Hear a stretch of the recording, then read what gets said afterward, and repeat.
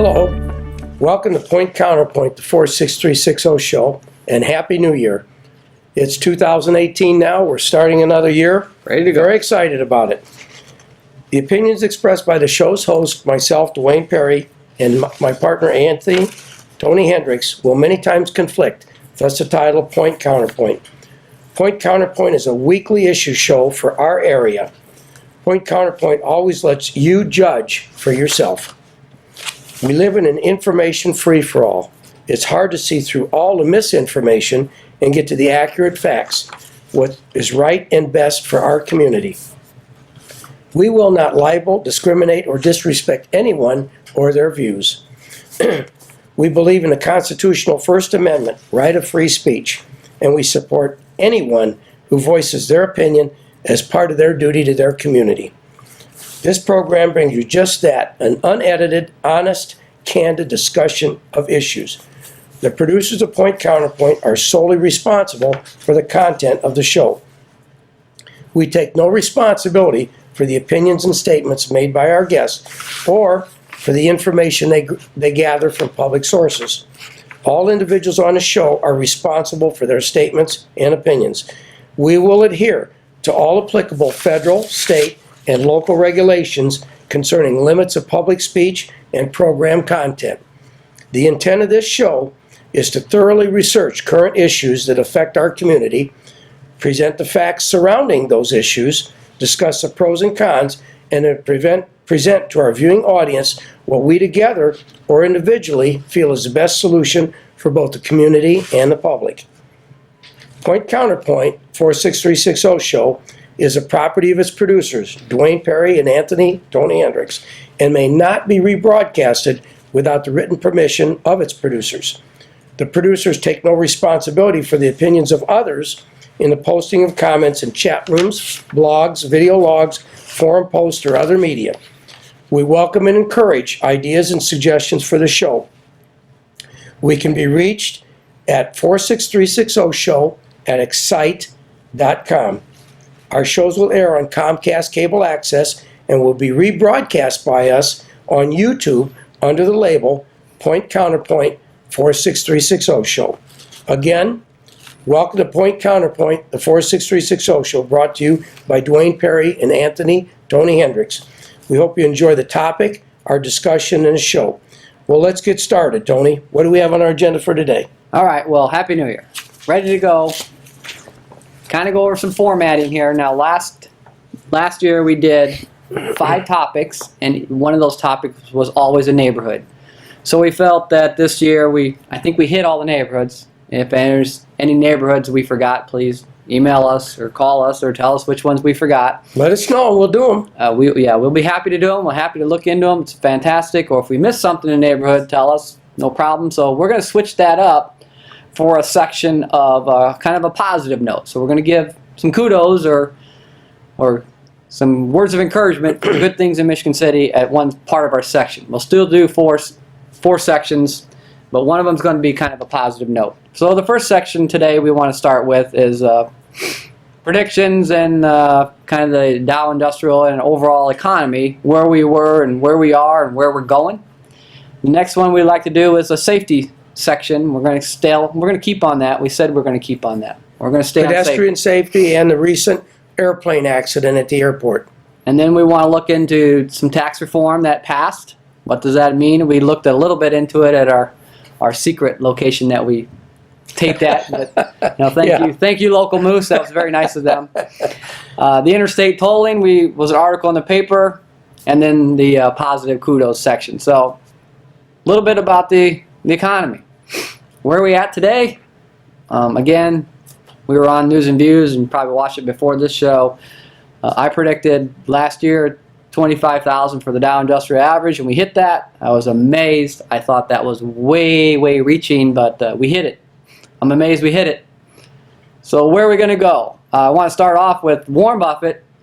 Hopefully everyone knows who Warren Buffett, multi-billionaire. Yeah. Everyone thinks what do they call him? The Oracle of Omaha. Yep, he can affect the Dow Jones numbers. He can affect the market, make it move dramatically by just spreading a rumor. And he's a pretty smart guy. Made some very, money. very intelligent. So And the business world in this country is really in a transitional period. If you don't pay attention to it, it'll change and you'll have no idea what's happening. Perfect example is Amazon. Most of us know who Amazon is. They're on a buying spree. They're buying other retail entities. Right now they're looking at buying all the Target stores. I didn't hear that, but that's And if that happens, that's a major move. very interesting. Yeah, so Warren Buffett had an article out. It's on CNBC and it was on the internet. Again, the internet's great. Go out there, read it every day, a couple times a day. It doesn't take long. Warren Buffett said he sees years of growth ahead. That speaks volumes. Yeah, it does. It's coming from him because things happen on a daily basis, as we all know, and there's a lot of things out there that are out there in the future that are going to happen. One of them that Tony's mentioned several times has been the repatriation of what they call offshore money. Offshore money is money that is Well, let's keep it real. Tell them, give them a background on what repatriation is. Well, large companies will take income and they'll put it in accounts in foreign banks. Any money outside the United States is called what's it called? Foreign. Is that called foreign money? Yeah, but it's not that they're taking money from the money they make in America. They're taking the money they make in Europe or China, and they're leaving it there. They're kind of holding it. Yeah, to avoid taxes. Because they bring it back here, they pay. But what I forget. 40% tax, something like that. So they're leaving it. So that's what repatriation. Repatriation of it's called offshore money. Offshore accounts. It's called offshore money, offshore accounts, and it's our understanding that President Trump is going to, at some time in the future, allow these companies to bring this offshore money that's in foreign accounts to avoid taxes, bring it back into the country, paying minimal taxes on it. Yeah, they just didn't want to pay 40%. Yeah, they didn't want to pay 40%. Now, the good thing about that is that if they do that, it encourages them to establish more facilities in the United States, more factories, more distribution centers. Right now they're building overseas like Caterpillar. Several years ago I read an article as I was traveling and that reported record profits for Caterpillar. I thought, what's going on? I thought these guys were depressed. Well, once I looked into it, they built 3 plants overseas. Hopefully that will encourage these companies to build plants in the United States, bringing good jobs. So it could be a ripple effect. Yeah, the repatriation is, and what was the number they came up with? They're like trillions. You're talking more money than you can even imagine. Trillions Because you're talking about major companies. Yeah, and we're talking, and this isn't conservative companies. This is Apple and Microsoft and Google and Facebook. You know, they all make money overseas. And it's not all high-tech companies. Yeah. Companies that are Caterpillar, GE. That's a blue-collar industry. I wouldn't General really call it a smokestack industry like the old, steel and foundries and things like that. But it's a blue-collar industry, hard-working people. Old steel companies. And if they bring that back home, they'll update their plants or they might build new plants. Yeah, that's what we need to. So part of that was the tax reform, that if they lower the corporate tax rate, when they bring that money back here, they'll be paying less money. They won't be paying that big 40%. But the question here is, when they bring trillions of dollars back onshore, repatriate, it's going to go somewhere. Mm-hmm. But with these events that are happening, like Amazon buying Target, these acquisitions, mergers and acquisitions. That's you got to be careful because there's a downside to it. There's a lot of money that can be made in this stock market today because it's moving very rapidly. But we're not telling you to invest because you got to be very careful. A lot of money can be lost, and I'll give you a perfect example. A little while ago, when President Trump relaxed the federal laws on the coal industries to give them a shot in the arm, I thought, Dwayne's going to make some money here. I looked around. I found a coal company that was distressed. Looked at their earnings, their stock value 20 years ago, and it was like over 20 times what it was today. And it was very cheap. And it was just working its way out of bankruptcy. It was just right. Dwayne was going to make a killing. You scraped up your money? So I put $750 into it, and in 24 hours, $750 was gone. It was gone. I didn't realize, because I'd never done that before, that when a company comes out of bankruptcy and they ask for debt relief, if the federal government gives it to them, they can wipe their slate clean. Any debt they owe, they get to eliminate it, and any money that they currently have, which was included my $750, was theirs.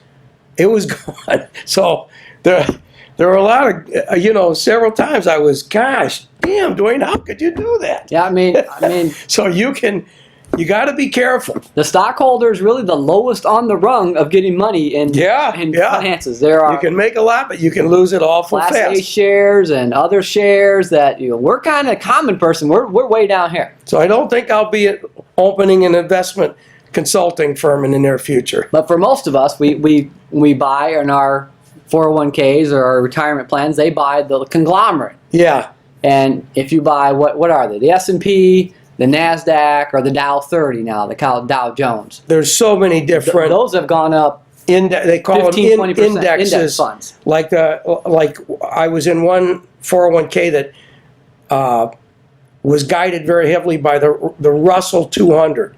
Well, once I looked at the Russell 200, it was 200 leading American corporations, not part of the Dow Jones, not part of the Standard & Poor's. There's so many different indexes, they call them, that guide their investments by, and you need to consider those when you invest, whether you're going to go with Chase or Edward Jones. Whoever your investment firm is that has put together an IRA or a 401k where you work. You need to invest wisely and do some. The public has the Public Employees Retirement Fund, PERF. Yeah, the state of Indiana. So, and I think the state And state's done extremely well. they've done a good job. They're Indiana's. Well, if you were in high risk, if you were in the regular bonds, you were just kind of plunking along. If you took the high risk, which is risky, Yep. what was it, 12, 13, 14% last A couple of them made 18%. A couple of the 401k funds made 18%. That's It's unheard of. Unheard of. Unheard of. in the market as it is now. I'm thinking when I was... But it's like everything else. The more risk you're willing to take, like my coal stock, the more you can make. Or you can lose it all. In 24 hours. You lost everything. So enough about that. I mean, when I was starting I wasn't smiling that day. Now I can laugh about it. When I started investing in college and took economics classes, we thought 4 or 5, 6% was a great return. Yeah. I mean, that was kind of a So what standard. are savings accounts yielding today? 1.5%? Yeah, if you're lucky.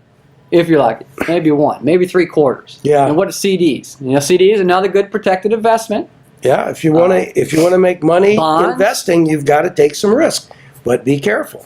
But so that's what we think the economy. I mean, they said last year, I was on an article on the internet that the United States added 2 million jobs. And the best part about that, which you were talking about, was what kind of jobs? Yeah. I hope they're good career type jobs. Oh. A living wage with opportunity for advancement, job security, Healthcare, retirement. and options for retirement. That's old America. That's what we used to have. That's what we've got to get again, so that people can move forward. They have a future. I haven't looked into that deeply. The news throws out numbers like that, and they don't give a lot of backup. So I'm going to look into that, and hopefully somewhere I'll find a breakdown of where those jobs were at. Technology, were they in food services, restaurants, Retail. Yeah. Well, I did see one part which I thought was really nice, that last year the government cut 16 or 17,000 jobs. In my watching of the Financial Times, it's rare I ever see the jobs number where the government is cutting jobs. Yes, That's absolutely. That hardly ever happens. Well, we knew that was coming when President Trump took office, and he announced what his intentions were on his upcoming budget. He was going to cut severely, as I recall, the State Department. Unfortunately, the EPA, because we've got to protect the environment. He was going to put a lot more money into defense, which I think we should do. I think we should open a lot of the military bases that have closed. The military is a pretty good job, and it offers a good career. We've downsized our military, and I think we need to increase it again. I think we need to spend on technology because we see that technology come into our lives. Oh, yeah. You know, we talked about this, Dwayne and I did a few weeks ago, and I did a little research on, where GPS started. That was a really neat story, that GPS and global positioning and satellites, which we all see in our cars and our phones, we couldn't live without it right now. And it was back in the 60s with a satellite from Russia. And I can't remember. Sputnik. Sputnik. That was the first one. Yeah, Sputnik. And they shared some of that orbital data with us. Yep. Russia did. Amazingly, it's unbelievable. They shared that data with us, and it was called something else. I can't remember what it was called. It's called like something tech or something. It was a really, and you knew it. You're like, oh, I remember when they talked about that when we first put up our satellite. Yeah, it's not coming to my mind right now. And that was military, 100% military that we cannot live without right now. Oh, an awful lot of things have come out of the space program. And the space program and everything that happened is amazing. Your microwave at home came out of the space program. Your microwave oven. Yeah, the radar towers. I mean, so money in the military actually serves two purposes. It's defense, and it helps the economy and technology because no one else is going to spend money like that on technology that may or may not come to fruition. Yeah. But when it does, and we can look at basic things, the microwave and GPS. I think we should make that one of our articles on a future home, on a future show. Talk about what the military technology, and give as many specific examples that people can relate to. I mean, a microwave's one of the obvious ones. Numerous. Well, not for a lot of people. I bet you a lot of young people don't understand at all where the microwave come from. They don't understand at all that we found out the microwave because some guys at a base put their food up in front of the radar tower and cooked it. I mean, that's how basic it was. And then we got the microwave. Yeah. I mean, no one understands that. So, yeah, that's kind of our economy part. We want to talk about that if we're getting better living wage jobs, we are going to see lots of good things happen.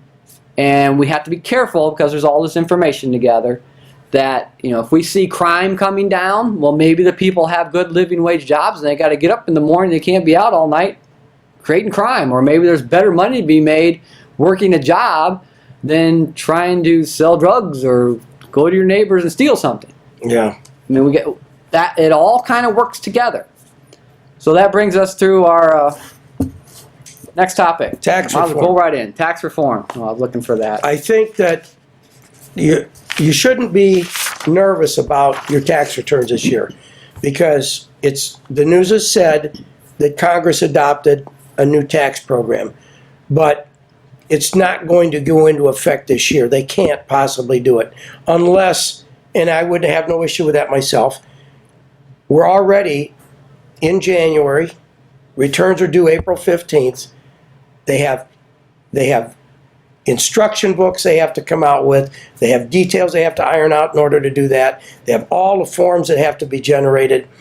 If the federal government backs off the deadline for tax returns to July 15th, August 15th, September, then that's fine. They might be able to put it into effect this year, but as long as the deadline is still April 15th, they're not going to be able to do it. So it's going to be the same as it has been in past years. Yeah, I haven't heard and followed up on it because I don't know how they're going to work it because that was late. That was Christmas. They passed that. Right before the end of the year. And employers are required, I think, by January 31st. To have your end of January to have your W-2s. You have your W-2s too. So this is January 5th, 6th? January 6th today we're filming. That's only 24 days. Yeah. A little over 3 weeks. Next year it should be in place. If it goes as we discussed before, and on a previous program where they increase the standard deduction. They take some exemptions away. They reduce the itemized deduction for property ownership, for property taxes and mortgage interest. But they're gonna take some away here. They're gonna add some here. I think the bottom line is going to be as they say, as they said, it's going to be a few $100 more in the average person's pocket. That's pretty good. Maybe you'll make your $750 back. I hope so. But what I wanted to bring up about that was big, large companies in this tax reform are really stepping up to the plate here. I saw the article that American Airlines is giving every employee $1,000, and it was going to be about $150 million. So that, if I was working for American Airlines, I'd be happy somebody give me an extra $1,000. Oh, absolutely. I mean, if companies have seen tax breaks and what you're hearing on either side of which newscast you watch, one side saying, well, they're just greedy corporate America, they're going to take it and put it in their pocket, which really kind of, in my mind, is strange to say, because corporations are really run by boards who sell stock, and we as regular common people buy stock in our retirement plan, or we just buy stock straight up. So, you know, the corporation is not this one greedy person or group of guys sitting around just taking our money. They have to appease their board and their shareholder. And we are the shareholder. Yeah. So, but sometimes they do some unpredictable things, like when General Motors was right on the brink of bankruptcy and the federal government bailed them out. Remember that? They turned right around and they gave several of their top execs enormous bonuses. Remember that? Well, in our area, you know, I know enough people that work for the mills their whole life, and how many times did they go bankrupt? And then they split off their retirees and their retirees' plans or healthcare plans to the government and say, oh, sorry, we're bankrupt. I'm glad you worked for me for 30 years and put 12-hour days in, but you're going to the Pension Benefit Guaranty Corporation. And that, so yeah, sometimes corporates do some fairly bad things. That, you know, it's not, maybe it's good for their bottom line and maybe they're protecting the shareholder, but boy, they're not looking out for their common guy. Yep. So tax reform's here. It's passed. We'll see what happens. We see large corporations doing some pretty wild things, like giving people money. I don't know if they'll be able to get this done for our filing season. No, I don't. I don't think they will. But as soon as we find out, as soon as we're able to find out what it is, we will let you know what you're in store for in 2019. I mean, I think if they did get to us, I think somebody's going to see some more money in their pocket. Oh, absolutely. And that's the best thing. And that's good for the economy, because what they anytime you end up with more money in your pocket, yeah, they refer to that as disposable income. They figure that you're going to put it back into, you're going to buy a new car that you couldn't afford, or you're going to put some improvements in your home. You're going to put the money back into the economy. So they figure that's why they do it. They figure it's good. That's my feeling. I think the lowest person on the money is the person best to have it. I don't like when the government gets it because they don't seem to spend it wisely. Yeah. Well, let's move on. Safety. We want to keep safety in our show. Absolutely. Until it gets done. We are going to pound and pound and pound on Michigan City on pedestrian safety. Schools, parks, crossings. The city as a whole needs to be looked at. It's just like positioning stop signs, yield signs on roads. You need to position crossing locations. And I think you've seen it as I have, where at crossing locations, there can be a button station there. Why, instead of just the pedestrian hitting the button and having the light change to give them a walkway to get across, why can't hitting that button trigger some flashing lights and a sign, yellow sign, that is visible to every driver? There's somebody that's going to cross this street right now. We've got to have. I think it's a two-pronged approach. I think at a minimum, we should have already striped all the crossings. Yeah. We should have already we don't need a consultant to tell us to go out and stripe the crossings. And that's not a lot of money. No, it's pennies. Electric signs involve providing power to the signs unless you're going to operate them all on solar panels. But either way, it's an expensive proposition. But putting markings on the pavement and just physical signs there, pounding a signpost in and hanging a sign off them, that's not a lot of money.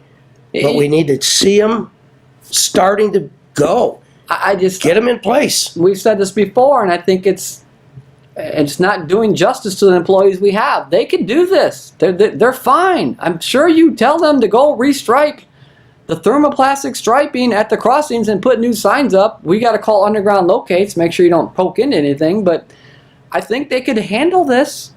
They don't need a consultant for tens or hundreds of thousands of dollars to make some maps up and say, well, we ought to restripe the crossings. I guess to go back to the Ohio Street, that's a maintenance issue. Yeah. This should be pre-programmed already. We do this. If you're driving around the streets, like we had that, and I never see what happened with that. We had that program that the police were going to start telling the street department which street lights were out. Oh yeah. They're keeping inventory. We got plenty of people out there that can. In today's age, we could probably have an app and a picture. Hey, this pedestrian crossing probably needs to be fixed. It's kind of wearing out. It's not the safest. Could we get on it? And I'm sure the street department people who are very capable could go out there and put the striping down. You know, you don't have to have a contract to do something that we can do. That would benefit the city and the residents so much in different areas. We have police protection service 24 hours a day. I drive around a lot in the early hours of the morning, right after sunup. I see so many street lights that have solar eyes, or that are light sensors that are supposed to turn off as it gets lighter. There are street lights still working all over the place. That's a lot of money. Yeah, we're talking about basic necessities. Yeah, just paying attention. A policeman sees that. The street lights between 11th on Ohio Street, between 11th Street and Barker Ave. There's 6 of them that are still operating at 6:45 a.m. Somebody call a contractor and have them serviced. Have the photo cells changed so that they turn off. I would go one step further. Just give us an app. Hey, you see a street light out? Click on the app. Any public person can click on it and say, yes, here I am. I have my GPS on my phone. Yeah, here's a picture of it. My street light's not working. It's staying on an extra 2 hours, or it's not staying on at all. Or, hey, could you please fix this crossing? Here it is. It's getting kind of raggedy. The kids walk to school every day across it. Could you please look at it? We would rather take the route of having a blue ribbon commission, and we're paying thousands, probably tens of thousands of dollars to put all this stuff together and say, hey, why don't you just go paint the lines? Yeah. Wow. We'll hire somebody from out of state to tell us. Oh, I think we did. I think they're out of state company that's working on it. And it's not rocket science. It's basic maintenance. It just takes dedication and vigilance. But do it. But what brought it out was another article. Safety was the plane crash. Oh boy! And I drove across that area, and it's scary. It's scary when you see a guardrail tore up and a fence ripped up. I drove by it right after it happened. Wow! I was going east on 20, and as I'm approaching 212, I see all these flashing lights. I'm okay. What happened now? And as I get up there, I see 2 TV camera vans, 2 news stations. Until you thought the worst. Well, what's going on? I look, and there are the planes sitting out in the field. Fence has been torn down. Guardrail's gone. Oh, I mean, just imagine the worst that could happen if a tanker truck had been going by, got hit by that plane, started a huge fire. People in vehicles could have gotten. There could have been 10 fatalities. We need to look at that. That's airport safety. We need to look at what we need to do to protect the people around the airport. Yeah, and I thought about it because I remember there's lots of articles and news articles on Midway. in Chicago because it's a tight little airport, and they have big jetliners that skid off the runway and go beyond. They have safety features, like they have a big trench of gravel that if they hit the end of the runway, they go into this big trench and it just takes all the energy away, and they stop, and they're stopping 737s, they're stopping huge, A320s, monster jets. And I don't know if the airport has looked into some safety at the end of their runway, some safety procedure of if they get past that pavement, we got to find a way to stop them. It doesn't have to be expensive. No, it doesn't have to be expensive. A lot of it's just common sense. I've driven west so many times through the mountain states. Oh, yeah, they have those. And out there in Idaho, when you go through northern Idaho, you got two mountain passes of peaks, the 4th of July Pass and Independence Pass. And both of them, they're really steep. Well, who has problems with those kind of road conditions? The semi-tractor trailers. And they'll have emergency exits where if their brakes fail, they just come off a ramp and it goes right up at like a 30-degree incline. And if they can't, they go off there and eventually they'll come to a stop and then they'll come back down. Well, they also have the same thing I'm talking about. They have like gravel pits that they just run into and just stop them, just hold them, just grip them. I mean, I don't know. I mean, that fence is new. And that guardrail's new, and we just saw the worst case scenario. And let me tell you this: on 65, going south of 30, there was a lot of accidents that were happening. People crossing the center line, and they were having head-ons. And I remember 65 south of 30. Yeah. Or Maryville. So I remember in NERPS they always said, "Why can't we put up center guardrails or those cables that catch the cars and don't let them get across?" And I didn't look, but I don't think there are those cables on that fence. They're fairly effective. The best. Yeah, they hold you. They don't let you cross. The best system is concrete barriers, Jersey barriers, but those have a clothesline effect. Yeah. That there's so many posts, and the wire. If a vehicle hits that, it'll start pulling the post out of the ground, but there's enough force required to pull a post out of the ground that it'll stop the vehicle. Might pull 3 or 4 posts out of the ground, but it'll stop the vehicle before it completely crosses the median area and goes into oncoming traffic. It kind of catches you. Yeah. So that's what brought it up. I mean, on the safety. I mean, we have, I don't know what it is. This is 146 days since that little girl got killed, and we can't do it now. I mean, it's already winter. Obviously, it's bad out there, but this is not rocket science. This is not something we can't. Surveyor's office, I'll say it again, we bought thermoplastic striping from Amazon.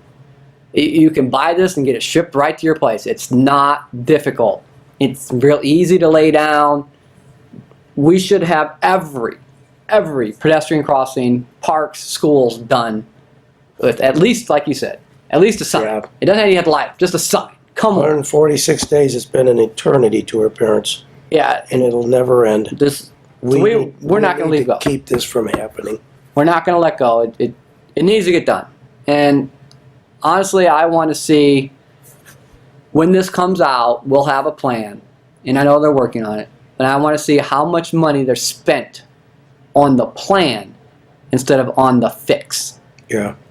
If the city does it, we're not naysayers. We will applaud the city for doing it. We'll look at what they've done, and if they've done enough, we'll commend them. We'll applaud them. But let's get something going. Let's do it. Just not forget about it. Like it's not going to happen again. Should have been done. Should have been done. I'm sorry. Should have been done a week after anything happened. It should have been done before that kid got hit in March. Yeah. It should have been done. It should all have been done. There should be no higher priority. Mowing the lawns, watering the flowers in the boulevard do not take precedence over making sure the pedestrians are safe. Nothing. And I bring it up because I went on vacation to my sisters down in Florida, and they have these crossings. There are a lot of walking livable communities. And it's state law, just like it is here. If somebody's crossing the road, you got to stop, but they got their crossings so well marked. Yeah. They've got signs and arrows and striping and rumble strips. They got every crossing. Incredibly, you couldn't miss it if you tried. And people were walking right across. I mean, these roads were busier than Franklin Street, and people were stopping for pedestrians crossing. What we've got to do. Can you imagine trying to walk across Franklin Street in Michigan City? Good luck. It'd be like that video game Frogger where you can try to get them across the road. And this is not squish. Not new stuff. But it's not funny. I'm sorry. California and Florida and in Georgia and all these places, they do this already. But as a daily function, they do this. Not as an add-on, we better think about it. They're leaders. We need to follow. All right, so that's a sad topic. We want to bring it back. And we, like Dwayne said, we'll do a whole 10 minutes on kudos in Michigan City. They get it done. Yeah. I'll bring pictures. I jump for joy. They get that done. Yep, absolutely. Interstate tolling, another big thing in the paper. It's getting closer. We've read more about it. It's gonna. They're probably gonna. The state's probably gonna do it because the projected revenues are Now, what they say? in a billions of dollars. 53 billion. Billions of dollars. So they're probably going to do it. But we feel it's short-sighted because it's going to really change the situation on the state and U.S. highways. 421, Highway 30, Highway 4, 6, I'm glad you brought that up because I thought 12, Highway 12, I thought about a big one today. 41. Indianapolis Boulevard, Calumet. 41, it goes all the way down to what? It used to be the road to Indy, right? Yeah, 41. all the way the length of this down to Indianapolis, north and south. And what does it do? Well, 41 used to be the interstate, right? To Indy from Northwest Indiana. And then we got 65. Mm-hmm. Used to be the So main where do you think they're going to go? thoroughfare.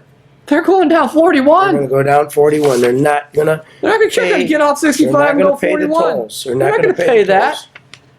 I mean, yeah, there's We're 41. going to see road maintenance go sky high. We're going to be safety. We're going to see safety. Well, no, those tolls won't go to local people. The road maintenance falls on us local people. Yeah, but we're going to see the maintenance on the Yeah, other we'll pay the highways. freight. Yeah, We'll pay the freight, and somebody else we're will going get to the see a toll. lot more accidents. It's going to be We live in terrible. Northwest Indiana. We already know that happened. Call the toll road. We know how that goes. Yep. We got some money, right? I say we got in LaPorte. A good kudos. LaPorte County said, no, we're not joining the Regional Development Authority and giving our whatever it was, 14 million, 17 million. They said no. We'll take our measly little 14 or 17 million from the 3.5 billion, the crumb we got. But, where's this money going to go? I'm looking at some of the pages because I'm glad the News Dispatch, now the kudos, did an article on it. Adam Parkhouse did an article, and he had his information. He must have read the proposal. He got it, and I'm very happy that the article had the possibility that the people who would pay the most tolls are the trucks, and there is a risk that they will bypass the toll. I wonder if you didn't see it on that new TV show, Point Counterpoint. I wonder if you watched Point Counterpoint and went and got the study, because it is a public study. I mean, you can get a copy. It's a public study. The Indiana Department of Transportation put it out. I think, again, I looked at traffic numbers. We brought them on our show. The evidence is very clear. What's going to happen? Now, I don't know what you're going to do because I didn't like the extra gas tax either. No. I don't know what you're going to do, but $53 billion, boy, you're right. I don't think the state's going to be able to resist that kind of revenue. It's exactly what I was hoping you're going to say. They can't. That's hard to resist. $53 billion. I mean, today's Saturday. We're filming, and the big thing today is the Powerball, and that's like $600 million. Yep. And that's hard to anyone to resist to get a ticket for that. Can you imagine $53 billion? Mind-boggling. That's 100 times. Mind-boggling. We're talking billions. I'm just concerned about what it's going to do to the other roads in the state. And we've been down this path, right? You've been down this path. We've all been down this path. We were told the lottery was going to make the education, the best in Indiana, and that didn't happen. The funds didn't go. Government. Then we said gambling was going to help everything, and gambling was the reason. First it was a toll road. That was going to solve our problem. No, first it was lottery, then it the was gambling, then we sold the toll road. Yeah. And now, Riverboat gambling, that's going to help. and I don't want this to be a topic, but I think we could say now everyone's banking on marijuana.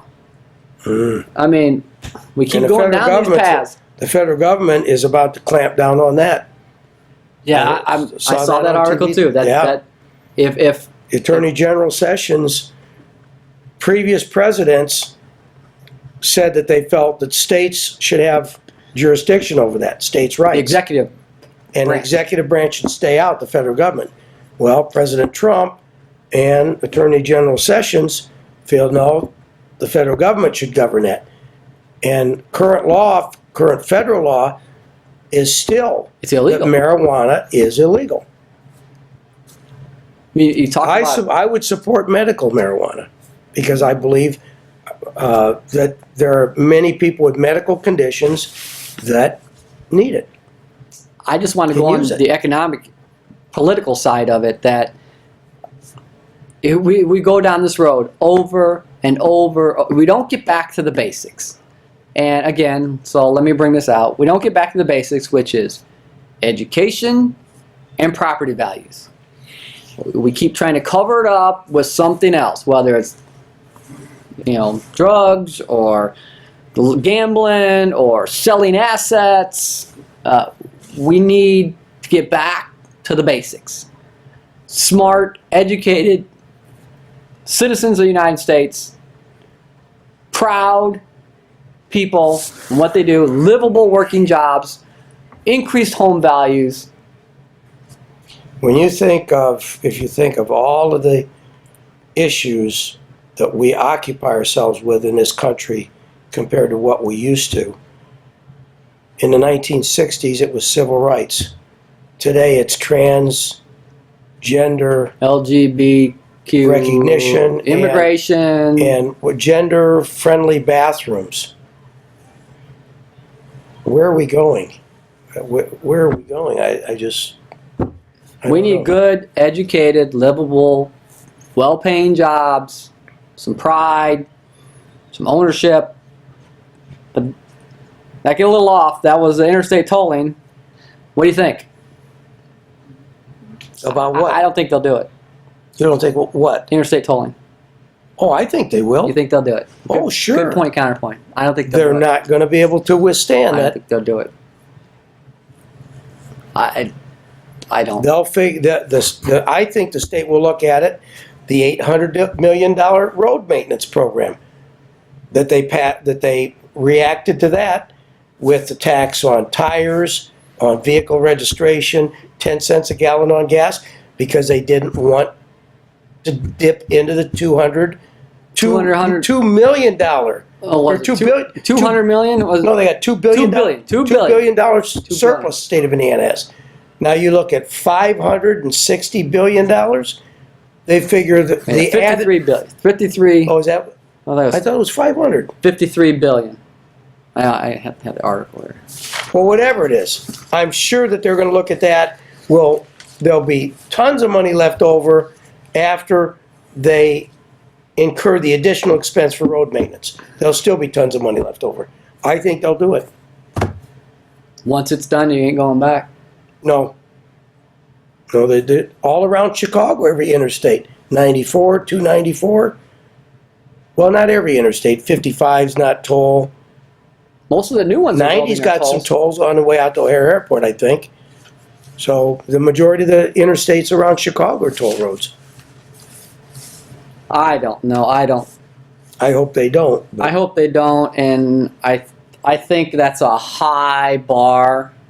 Only, and I understand the money, but I also understand the heat they'll get when you want to get on 65 or 94 or 465, and every single taxpayer has to pay that every day. Oh, that heat, I think, is way gonna be a more than they lot could of ever. well, That's like saying, sorry, every road's now like the toll road.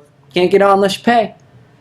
Oh, can you imagine the heat, the constant phone? They will get thrown out of office the next election. Be like, no. Several newspapers, key newspapers, South Bend Tribune, Northwest Indiana Times, projected that a lot of officials will lose their reelection Because of the because of the gas tax, the gas, tires, and vehicle registration. Well, that's a good point.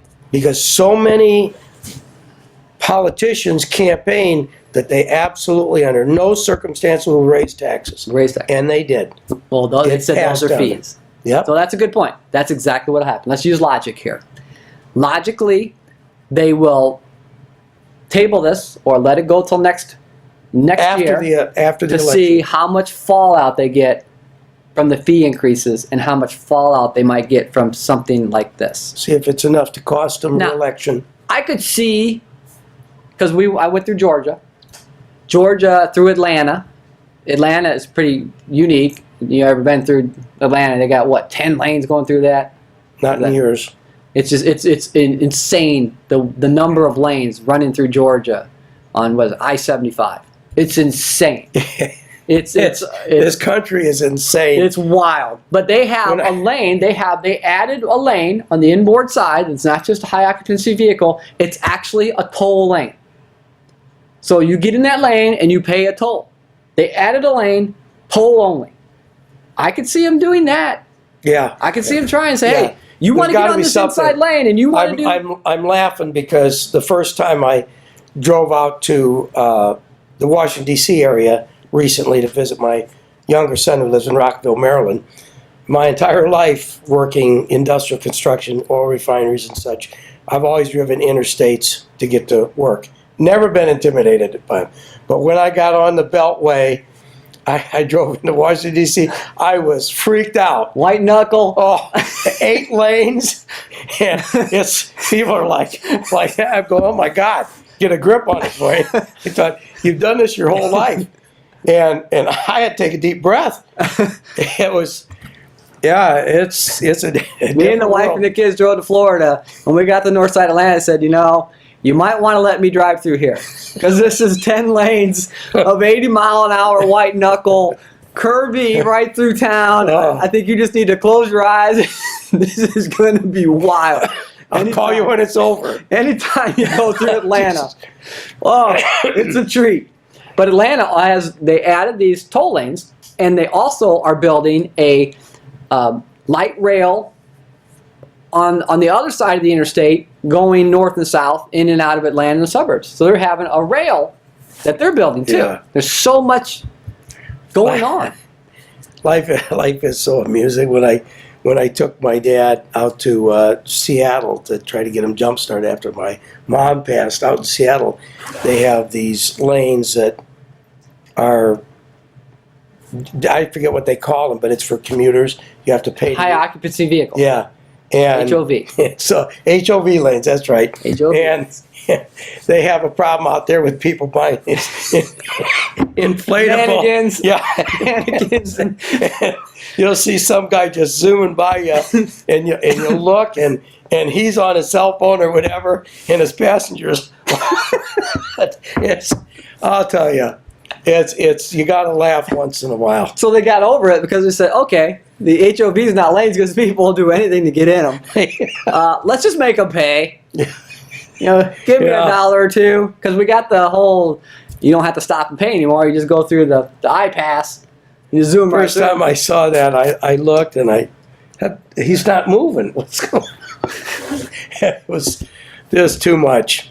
All right, so I think interstate tolling's a wait until this election cycle. Yeah. And I think the compromise will be add some travel lanes and make them pay. I hope there's a compromise. Because like on 65, if you go from 65 south of Maryville to like Indy, there's a lot of it's still 2 lanes, and then that's not enough lanes.